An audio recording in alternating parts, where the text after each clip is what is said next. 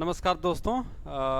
मैं आलोक सिंह आप लोगों को प्रणाम करता हूं, अभिनंदन करता हूं, नमस्ते करता हूं और यह उम्मीद करता हूं कि आप लोग स्वस्थ होंगे, पढ़ाई लिखाई अपना कर रहे होंगे और कोविड जैसी महामारियों से बचाव भी अपना कर रहे होंगे, लोगों का भी ध्यान दे रहे होंगे। तो इन सब के साथ जो है फिलहाल पढ़ाई लिखाई को आगे बढ़ाते हुए बात की जाए कि संविधान के अंतर्गत जो टॉपिक आज हम लोग पढ़ने जा रहे हैं वह है आपातकाल। क्या है? आपातकाल। तो आप देख रहे हैं कॉन्स्टिट्यूशन ऑफ इंडिया, भारत का संविधान बहुत ज़बरदस्त दिख रहा है पूरे दुनिया के अंतर्गत, भारत भी। तो वहाँ पर आप देखिए कि हम लोग भाग 18 भाग 18 जिसे कहा जा रहा है आपात उपबंध, आपात उपबंध। तो यह जो है दिया गया है भाग 18 के अंतर्गत आपात उपबंध। आपात उपबंध या जिसे हम कहते हैं इमरजेंसी प्रोविजंस, इमरजेंसी प्रोविजंस, ठीक है ना। तो अभी भी देखिए एक आपातकाल जैसी सिचुएशन बनी हुई है कोविड की वजह से। तो हम लोग फिलहाल यहाँ पर इस आपातकाल की बात करें। अनुच्छेद 352 आपात की उद्घोषणा, आपात की उद्घोषणा। तो कहता है कि अनुच्छेद 352 के अंतर्गत, अनुच्छेद 352 के अंतर्गत, अनुच्छेद 352 राष्ट्रीय आपातकाल, राष्ट्रीय आपातकाल की बात हो रही है, ठीक है ना। राष्ट्रीय आपातकाल, नेशनल इमरजेंसी की बात हो रही है। और यहाँ पर कह रहा है कि किस आधार पर राष्ट्रीय आपातकाल लगाया जा सकता है, किस आधार पर राष्ट्रीय आपातकाल लगाया जा सकता है। तो ठीक है, तो यहाँ पर देखिए कहता है बाह्य आक्रमण, बाह्य आक्रमण जिसे एक्सटर्नल अग्रेशन कहा जाता है, एक्सटर्नल अग्रेशन कहा जाता है। दूसरा है युद्ध, युद्ध, वॉर, ठीक है ना, इसे एक्सटर्नल अग्रेशन कहा जाता है, एक्सटर्नल अग्रेशन, ठीक है ना, कहा जाता है युद्ध, वॉर। और तीसरा है सशस्त्र विद्रोह, सशस्त्र विद्रोह, ठीक है, जिसे क्या कहा जाता है, आर्म्ड, आर्म्ड रिबेलियन, रिबेल, ठीक है ना, यह शब्द प्रयोग किया जाता है। ठीक, तो जब आप देख रहे हैं क्या 3 आधार है जिसके आधार पर हम राष्ट्रीय आपातकाल की उद्घोषणा भारतीय संविधान के अंतर्गत पाते हैं। तो अनुच्छेद 352 में राष्ट्रीय आपातकाल की उद्घोषणा कौन करेगा? तो कहता है भारत का राष्ट्रपति, भारत का राष्ट्रपति, ठीक है ना, इसकी उद्घोषणा कर सकता है। भारत का राष्ट्रपति आपातकाल की उद्घोषणा कर सकता है। यह चीज यहां पर दी गई है। ग्राउंड बता रहा बाह्य आक्रमण, युद्ध, सशस्त्र विद्रोह, ठीक है ना। लेकिन यह तमाम चीजें जो है आपको यह भी बता रहे हैं कि इसमें पहले कुछ और भी शब्द था जिसे कहा जाता है आंतरिक अशांति, आंतरिक अशांति, ठीक है ना। तो इंटरनल डिस्टर्बेंसेस कहा जाता है उसको। क्या कहा जाता है? इंटरनल डिस्टर्बेंसेस, डिस्टर्बेंसेस, तो यह कहा जाता है। तो यहां पर यह बता रहा है कि जो आंतरिक अशांति शब्द है, इस शब्द को 44वें संविधान संशोधन के द्वारा, 44वें संविधान संशोधन के द्वारा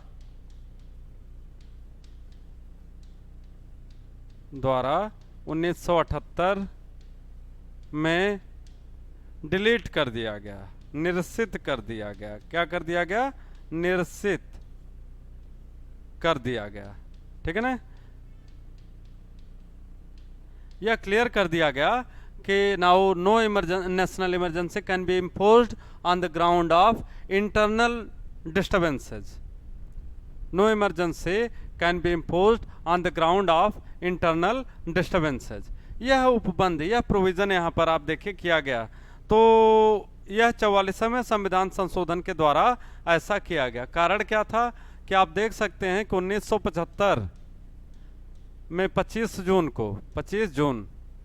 1975 को जो राष्ट्रीय आपातकाल घोषित किया गया था भारत में, राष्ट्रीय आपातकाल, यह जो घोषित किया गया था 25 जून 1975 को, यह किस आधार पर घोषित किया गया था इंदिरा गांधी की सरकार के द्वारा? यह घोषित किया गया था आंतरिक अशांति के आधार पर, आंतरिक अशांति के आधार पर, ठीक है ना, आंतरिक अशांति के आधार पर इसको घोषित किया गया था। ठीक है, तो यह चीज यहां पर दी गई है। तो हमें लगता है कि यहां तक क्लियर हो गया होगा मामला कि अभी इसी आधार पर राष्ट्रीय आपातकाल घोषित हो सकता है। बाह्य आक्रमण, एक्सटर्नल अग्रेशन, युद्ध, वॉर या सशस्त्र विद्रोह, ठीक है ना। इसके अलावा किसी और स्थिति में राष्ट्रीय आपातकाल की घोषणा नहीं की जा सकती। लेकिन मैंने पहले कहा कि यह सशस्त्र विद्रोह जो शब्द है, इसको 44वें संविधान संशोधन के द्वारा रिप्लेस किया गया। किसके जगह पर? आंतरिक अशांति के जगह पर, इंटरनल डिस्टर्बेंसेस के जगह पर शब्द क्या जोड़ा गया?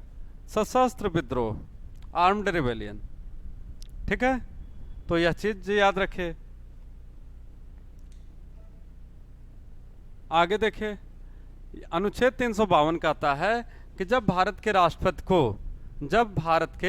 राष्ट्रपति को ऐसा आभास हो कि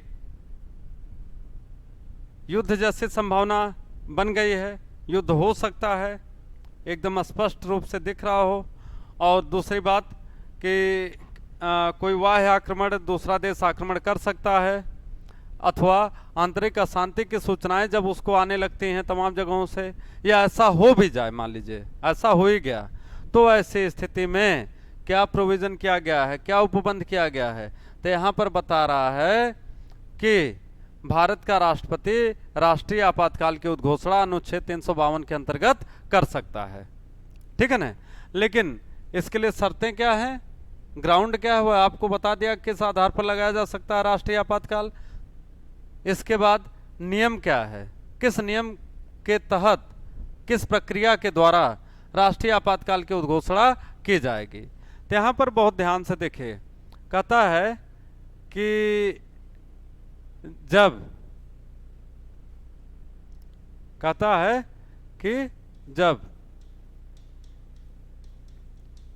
राष्ट्रीय आपातकाल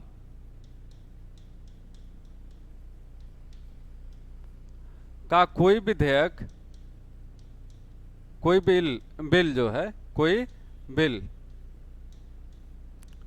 सदन में पेश किया जाता है, सदन में पेश किया जाता है,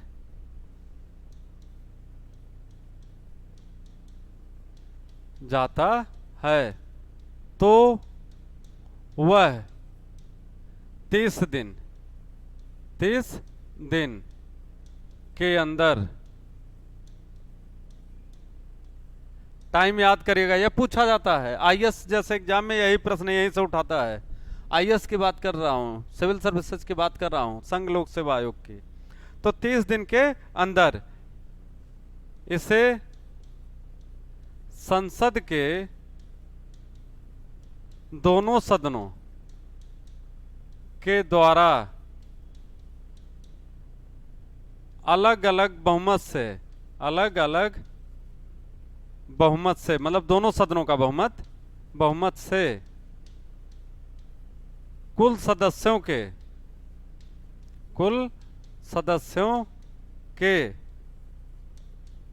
2/3 बहुमत से पास होना चाहिए।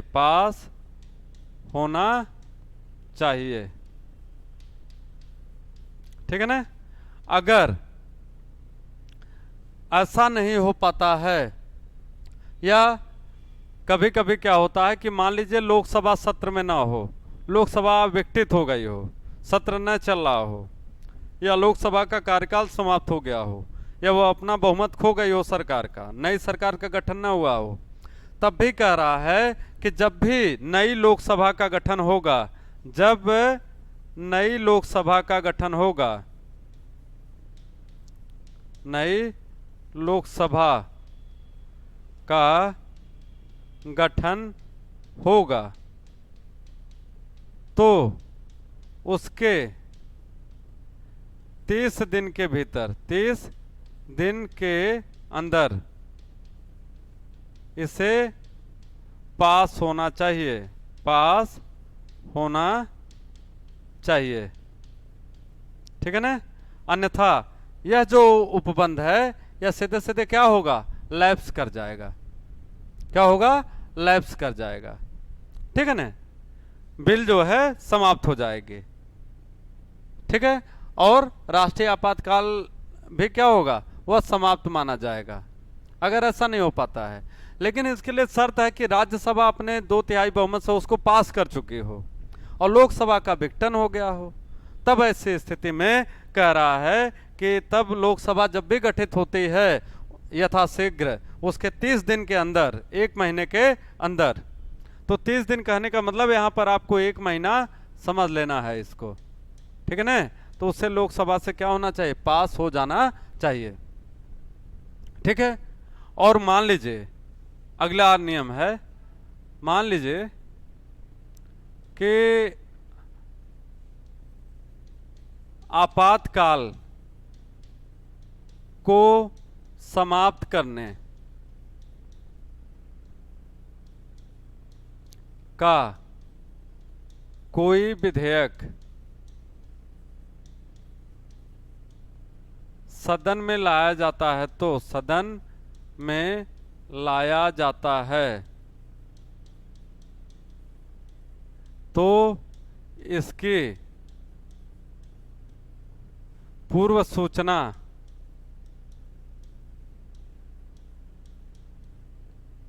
यदि लोकसभा है तो लोकसभा के अध्यक्ष को, लोकसभा के अध्यक्ष को, और यदि लोकसभा ना हो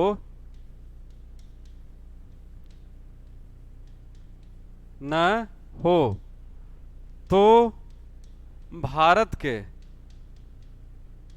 राष्ट्रपति को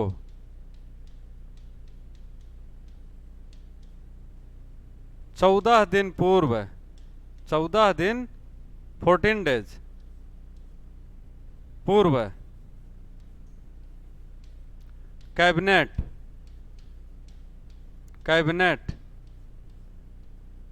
के द्वारा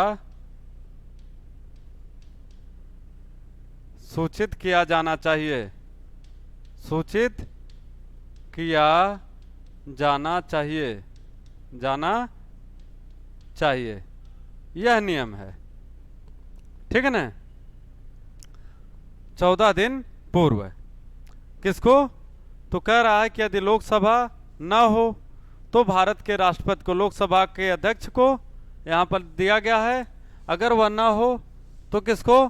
भारत के राष्ट्रपति को 14 दिन के भीतर, 14 डेज के अंदर, 2 सप्ताह के अंदर जो है वह सूचना देनी पड़ती है कि भैया अब इसको समाप्त किया जाए। ठीक है ना? इसको समाप्त किया जाए। तो यहां पर सीधे कहता है कि किसको सूचना दी जाएगी? तो कैबिनेट के द्वारा। कैबिनेट का तात्पर्य क्या होता है? तो कहता है कैबिनेट बराबर प्रधानमंत्री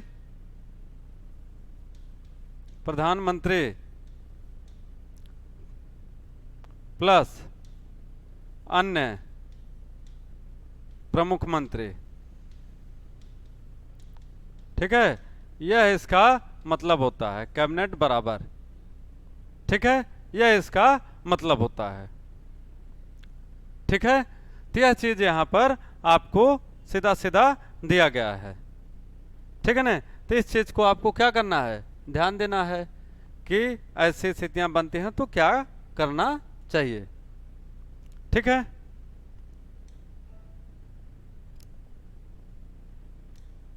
इसके बाद पूछा जाता है कि कैबिनेट शब्द किस अनुच्छेद के अंतर्गत प्रयोग किया गया है।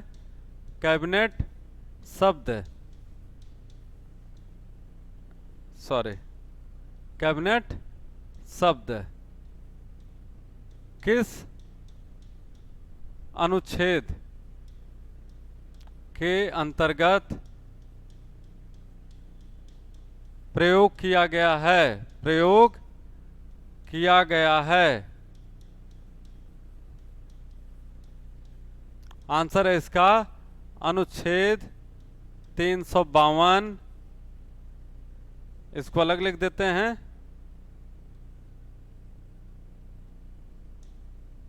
अनुच्छेद 352 3, अनुच्छेद 352 3 या ABC स्मॉल में।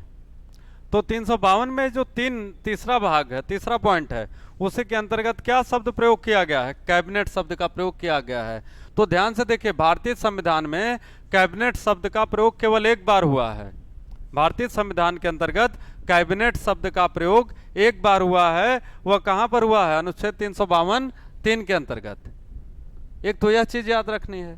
दूसरी बात यह याद रखनी है कि कैबिनेट बराबर प्रधानमंत्री प्लस अन्य प्रमुख मंत्री, कैबिनेट बराबर प्रधानमंत्री एवं अन्य प्रमुख मंत्री।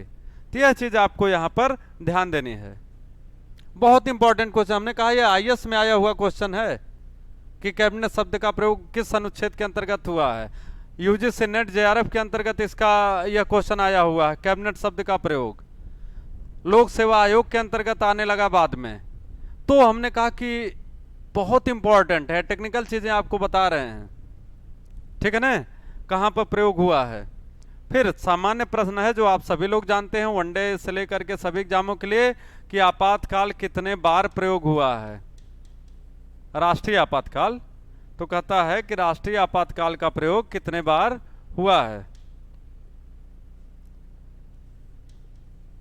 या राष्ट्रीय आपातकाल की उद्घोषणा, काल की उद्घोषणा कितने बार हुई है।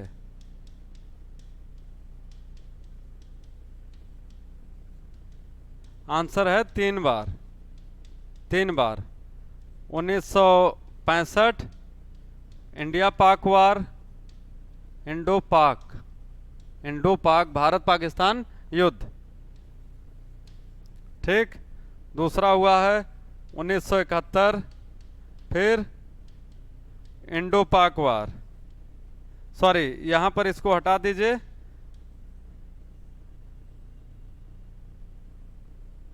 ठीक है। 3 बार प्रयोग हुआ है। पहला 1962 India China war, India China war, ठीक है ना। दूसरा इंडिया पाक वार 1971 में, 1971। और तीसरा जो है 1975 से 1977, यह किसके उसमें, आंतरिक अशांति के आधार पर, आंतरिक अशांति के आधार पर राष्ट्रीय आपातकाल की उद्घोषणा हुई है, ठीक है ना। तो हमें विश्वास है कि आप लोगों को यह चीजें समझ में आ रही होंगी बहुत स्पष्ट रूप से, कहीं पर कोई दिक्कत नहीं। बहुत चीजें हैं इस भाग में, इस अनुच्छेद के अंतर्गत, लेकिन जितनी महत्वपूर्ण चीजें हैं आपातकाल से संबंधित वह सब आपको बता दिया गया, ठीक है ना। कितने दिन के अंदर पास होना चाहिए, 30 दिन, कितना, 30 दिन के भीतर राष्ट्रीय आपातकाल संबंधित कोई भी विधेयक पास होना चाहिए, ठीक है ना। यह याद रखिएगा, 30 दिन की बात यहां पर हो रही है। और कैबिनेट शब्द का प्रयोग कहां पर हुआ है, अनुच्छेद 352 3 के अंतर्गत हुआ है, ठीक है। तो यह तमाम चीजें जो टेक्निकल हैं इन्हें आपको क्या करना है, याद करना है, ठीक है। आगे देखा जाए,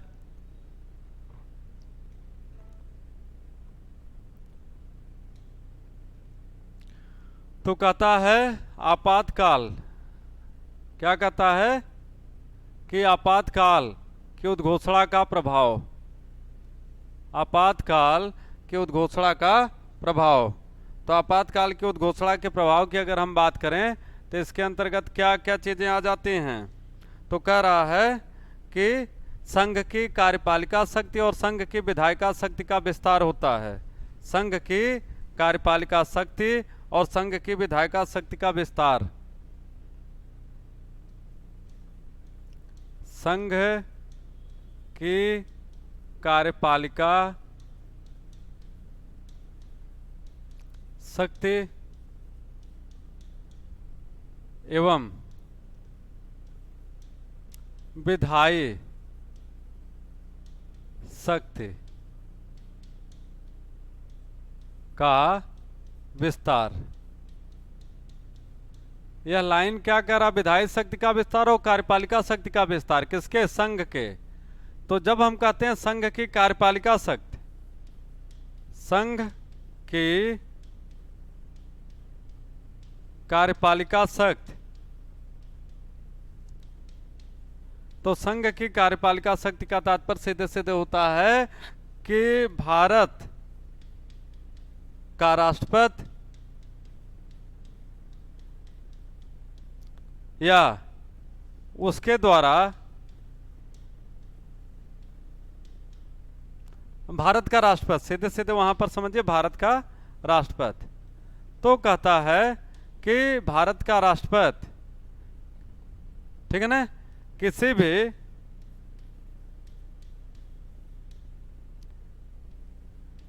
कार्यपालिका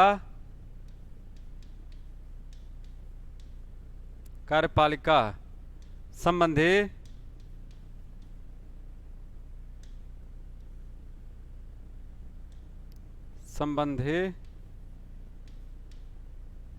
मामलों का उत्तरदायी होगा।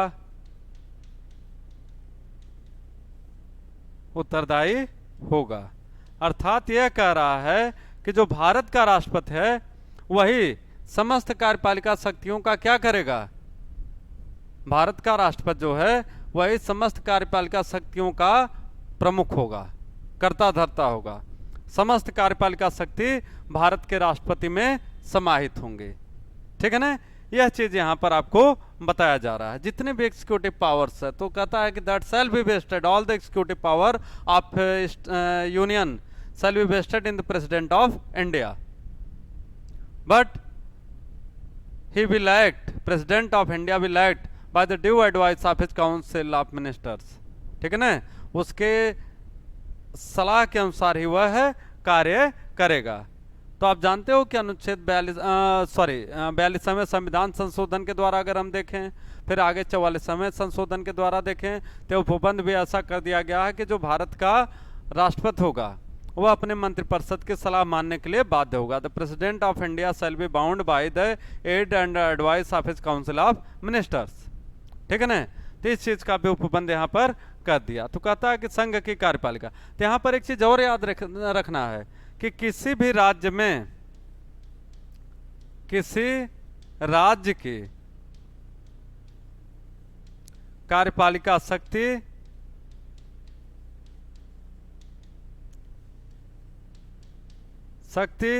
सीमित हो जाती है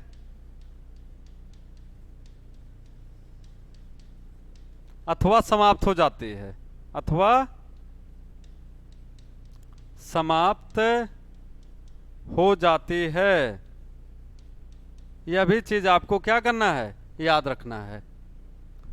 तो जो भी सरकार की नीतियों संबंधित, सरकार की योजनाओं संबंधित, जो भी निर्णय संबंधित जो भी मामले रहेंगे, वह राज्य सरकार का अधिकार वहां पर क्या हो जाएगा, कह रहा सीधे सीधे सीमित हो जाएगा। वहां पर जो भी कार्य होगा वह किसके बिहाफ पर होगा, तो कहता है संघ के बिहाफ पर। तो संघ का कानून उस समय लागू होगा, हम यह भी समझ सकते हैं। संघ की नीतियां लागू होंगी, संघ की जो कार्यप्रणाली है वह लागू होगी। तो राज्यपाल भी काम करेगा राज्यों में, तो किसके बिहाफ पर काम कर रहा होगा, तो कहता है कि केंद्र के बिहाफ पर, उसके प्रतिनिधि के रूप में वहां पर कार्य करेगा। जो भी पदाधिकारी होंगे वह केंद्र के प्रतिनिधि के रूप में कार्य कर रहे होंगे।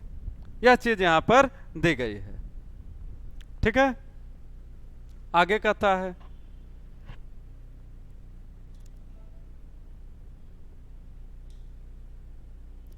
कि संघ की विधायी शक्ति का विस्तार, संघ की विधायी शक्ति का विस्तार, विस्तार।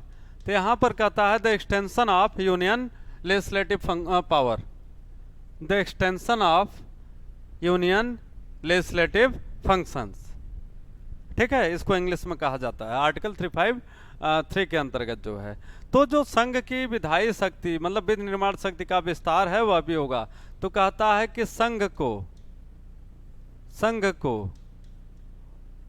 राज्य के विधान मंडल को नहीं, संघ को राज्य के विधान मंडल को नहीं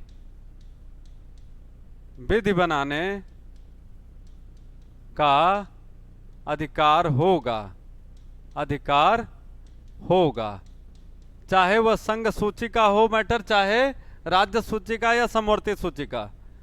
ठीक है ना। तो यहां पर कह रहा है कि आपातकाल में संघ की विधायिका, संघ की विधायिका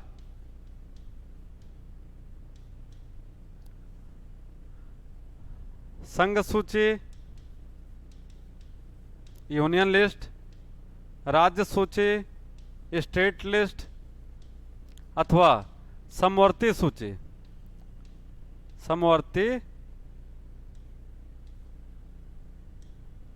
समवर्ती सूची कंकरेंट लिस्ट पर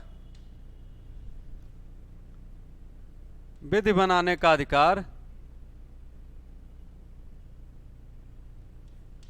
विधि बनाने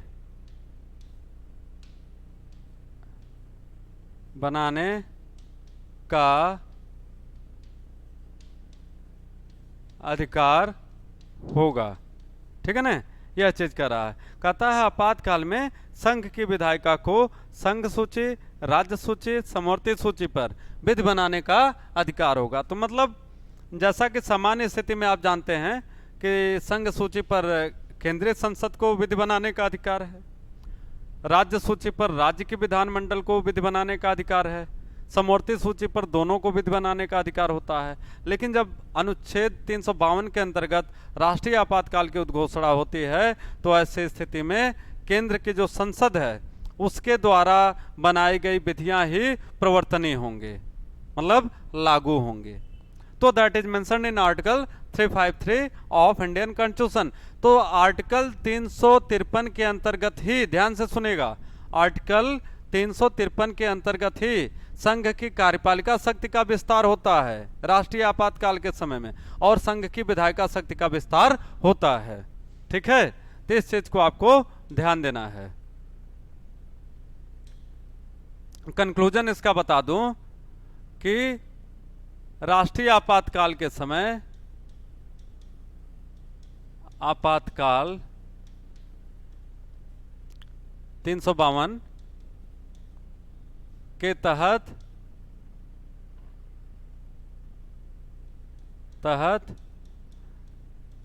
अनुच्छेद 353 केंद्र की संसद को, केंद्र की संसद को विधि बनाने,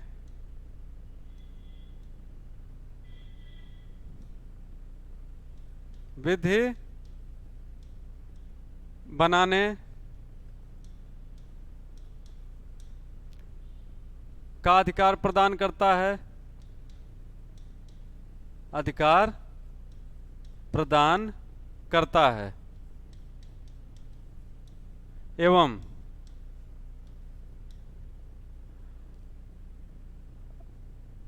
केंद्र के कार्यपालिका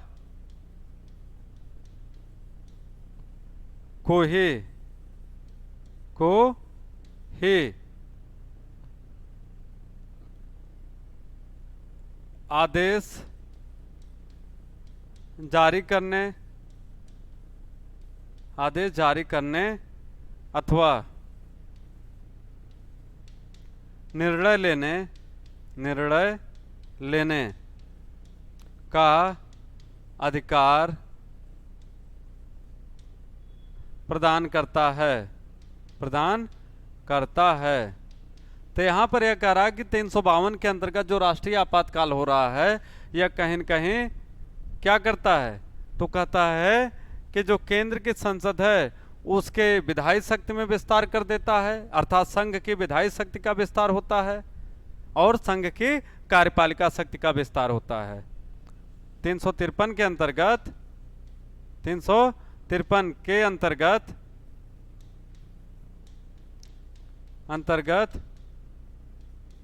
संघ की विधायी शक्ति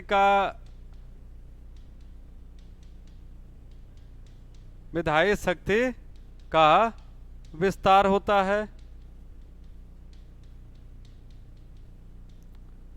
है एवं दूसरा पॉइंट है संघ की कार्यपालिका शक्ति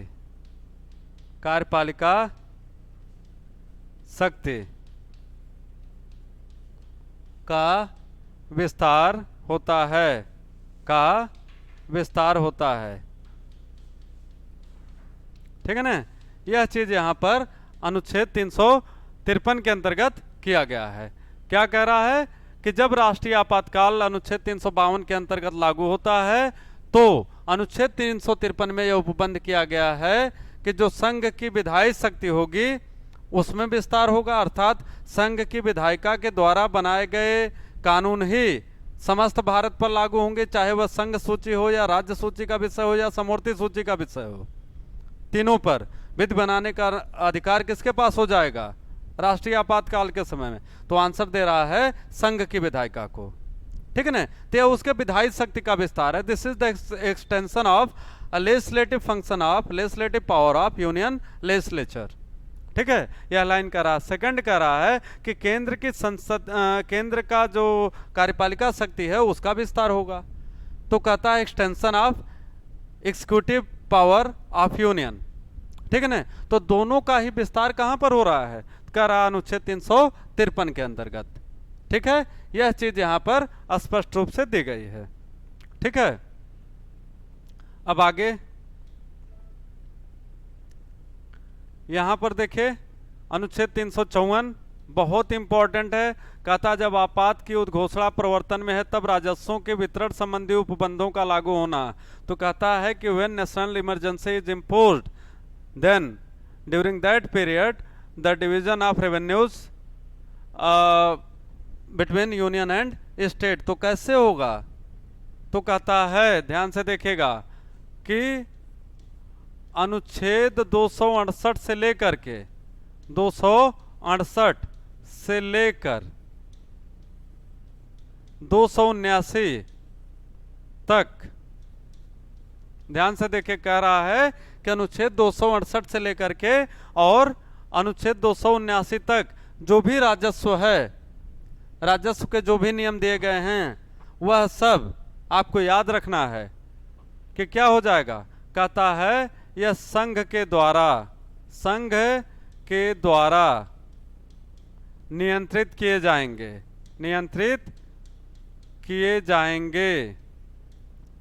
ठीक है ना, यह चीज यहां पर दी गई है, नियंत्रित किए जाएंगे। ठीक है ना, तो कहता है कि article 268 to 279 all the revenues shall be fixed distributed by the union executive or the decision shall be taken by union legislature, जिसे हम पार्लियामेंट कह सकते हैं। तो यह चीज ध्यान से देखिए कहां से कहां तक कह रहा, राजस्व संबंधी मामले यहां पर हैं अनुच्छेद 268 से लेकर के और 279 तक, 68, 69, 70, 71, 72 से लेकर के 279 तक आप चले जाइए। तो all the rules shall be fixed, shall be determined, shall be executed by the union legislature, संघ के द्वारा वह निर्णय लिया जाएगा। तो यह भी कहता है, यह भी यहां पर कह रहा है, क्या वह कह रहा है कि यह जो उपबंध दिया गया है, यह जो उपबंध दिया गया है, इसमें सीधी सी एक लाइन और जोड़ देता है कि राज्य की भी जो संचित निधि होगी, जो कंसोलिडेटेड फंड होगा स्टेट का, कंसोलिडेटेड फंड, उस पर भी निर्णय लेने का अधिकार राज्यपाल के माध्यम से उसके द्वारा किसको होगा? यूनियन की कार्यपालिका को, संघ की कार्यपालिका को। ठीक है ना? तो समस्त खर्चा का ब्यौरा, उस पर नियंत्रण, सब कुछ केंद्र के पास चला जाता है। इसलिए भारत के संविधान को क्या कहा जाता है? कहता है केंद्रोन्मुखी संघवाद। क्या कहा जाता है? केंद्रोन्मुखी संघवाद या अर्धसंघी व्यवस्था, अर्धसंघात्मक, अर्धसंघ। ठीक है, यह तमाम चीजें यहां पर आपको बताई गई हैं। ठीक है, फिर इसके बाद आगे देखिए थोड़ा सा, कहता है कि जब बाह्य आक्रमण और आंतरिक अशांति से राज्य की संरक्षा करने का संघ का कर्तव्य, यहाँ पर कुछ व्याख्या की जरूरत नहीं है, आपको बस इतना ही ध्यान देना है कि जब इतने सारे पावर जो है केंद्र को दे दिए गए हैं, तो 355 में इसी का कंक्लूजन किया गया है कि जब भी कभी बाह्य आक्रमण हो या आंतरिक अशांति हो, इंटरनल डिस्टर्बेंसेज, तो राज्य की सुरक्षा कौन करेगा? राज्य अपनी सुरक्षा को लेकर के चिंतित होते कि नहीं? तो उस समय उसके सुरक्षा का उत्तरदायित्व किसके ऊपर दिया गया है? संघ के ऊपर। संघ की कार्यपालिका जो है उनकी सुरक्षा करेगी, संघ सरकार उनकी सुरक्षा करेगी। ठीक है ना? इसलिए यहां पर बहुत स्पष्ट रूप से यहां पर देखिए कहता है कि जब कोई बाह्य आक्रमण, एक्सटर्नल अग्रेशन, जब कोई इंटरनल डिस्टर्बेंसेज हो, तब उस समय राज्य की जो सुरक्षा है वह संघ की कार्यपालिका के द्वारा किया जाएगा। और संघ की विधायिका जैसे विधि बनाती है, तो अभी काम उसका किसका होगा? तमाम जो पावर एंड फंक्शंस है सब संघ के उस पर लागू होते हैं। ठीक है, तो यह चीज आपको जो है ध्यान देनी है। एक और चीज आपको बता दें यहाँ पर, एक और चीज जो नोट लिख करके आप समझ सकते हैं। क्या लिख करके? नोट। जब आपातकाल की उद्घोषणा हो,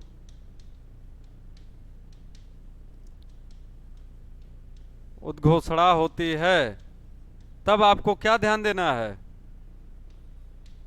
तो सीधा सीधा यहां पर कह रहा है कि राज्य आपातकाल की उद्घोषणा हो तो, राज्य शब्द हटा दीजिए।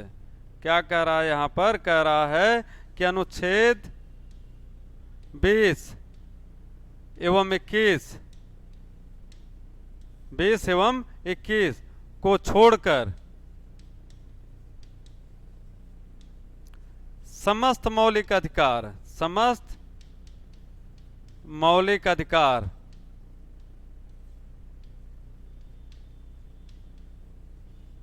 समाप्त हो जाते हैं, समाप्त माने जाते हैं 20 और 21 को छोड़ करके। ठीक है ना? तो इस चीज का भी आपको ध्यान देना है कि जब आपातकाल की उद्घोषणा हो तो अनुच्छेद 20 और 21 को छोड़कर समस्त मौलिक अधिकार समाप्त माने जाते हैं। अनुच्छेद 19 के विषय में भी बताना, 20-21 के भी विषय में आपातकाल संबंधी बताना है। वह सारी डिटेल आपको हम अगले क्लास में, अगले वीडियो के माध्यम से भेजेंगे। बहुत बहुत धन्यवाद आपको। एंजॉय करिए, मस्त रहिए, जम के पढ़ाई करिए, और जितना ज़्यादा हो सके इस वीडियो को लाइक करिए, शेयर करिए, सब्सक्राइब करिए। ठीक है ना? तो good luck to all of you. Thank you so much.